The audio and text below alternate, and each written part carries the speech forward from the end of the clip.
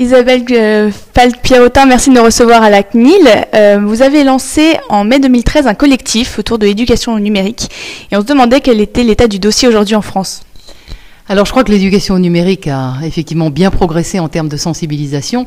Ça existait d'ailleurs déjà en 2013, mais nous, à travers ce collectif, ce qu'on voulait, c'est créer une sorte d'effet de choc et vraiment provoquer une mobilisation collective au plus haut niveau sur cette question de l'éducation au numérique. Pourquoi ? Parce que le numérique, on y est vraiment. On y est vraiment dans tous les aspects de notre vie professionnelle, de notre vie personnelle, dans les drones, dans le big data. Je dirais qu'on est vraiment dans ce numérique ambiant et le sentiment que nous avons, membres du collectif, c'est que la réponse en termes d'éducation que notre pays donne n'est pas encore à l'échelle. Donc si l'on veut prendre ce virage du numérique, donner à chacun d'entre nous la possibilité finalement de potentialiser tout ce que ça représente le numérique, alors c'est une nécessité absolue de faire cet effort collectif d'éducation. En octobre prochain, le 13 très exactement, vous lancez un concours, les trophées EducNum. Alors quels sont les objectifs de ce concours et qu'est-ce que les lauréats peuvent espérer gagner ?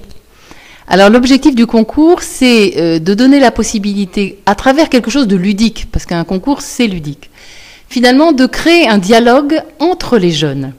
Et donc le concours est à destination des étudiants, écoles de commerce, de design, d'informatique, etc., pour leur dire, écoutez, utilisez toute votre créativité, toute votre énergie pour imaginer des projets pédagogiques à destination des moins jeunes, et en l'occurrence du public scolaire, sur cette question de la vie privée, de la protection finalement des données personnelles des jeunes.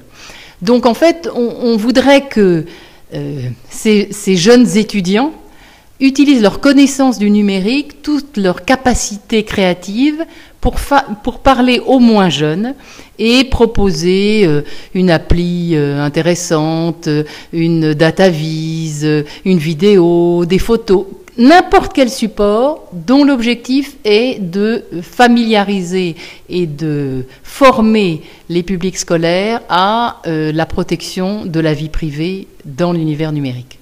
Et donc qu'est-ce qu'ils peuvent espérer gagner ? Alors ils vont gagner de la visibilité.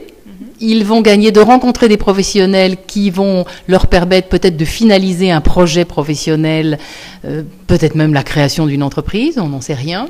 Ils vont gagner aussi pour les lauréats de l'argent, puisque nous avons une dotation de 10 000 € qui nous a été donnée, proposée, et donc c'est la possibilité aussi d'avoir cet argent. Alors pour finir, un conseil pour les futurs candidats à ce concours, qu'est-ce que vous leur diriez pour qu'ils mettent toutes les chances de leur côté pour gagner ? Ne vous fixez aucune barrière et partez de